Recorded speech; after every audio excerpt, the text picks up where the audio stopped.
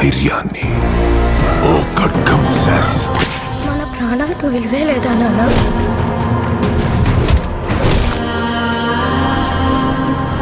మనల్ని ఎంత హింసించి మన కష్టాన్ని దోచుకుంటున్నారు. ప్రతివాడిని వాడి పైవాడు దోచుకుంటాడు. మనల్ని దొర దోచుకుంటే దొరని గోల్కొండ నవాబు దోచుకున్నాడు. ఆ నవాబును ఢిల్లీలో ఉండే మొఘల్ చక్రవర్తి. మెగాస్టార్ చిరంజీవి వశిష్ఠ కాంబినేషన్ రాబోతున్న విశ్వంబర కోసమైతే మెగా ఫ్యాన్స్ ఈగర్గా వెయిట్ చేస్తున్నారు. ఈ సినిమా స్టోరీ మొత్తం టైం ట్రావెల్ నేపథ్యంలో సాగుతుంది. విశ్వంబరలో చిరంజీవి గారిని మునుపెన్నడు చూడని విధంగా వశిష్ఠ ఈ సినిమాలో డైరెక్ట్ చేయబోతున్నాడు.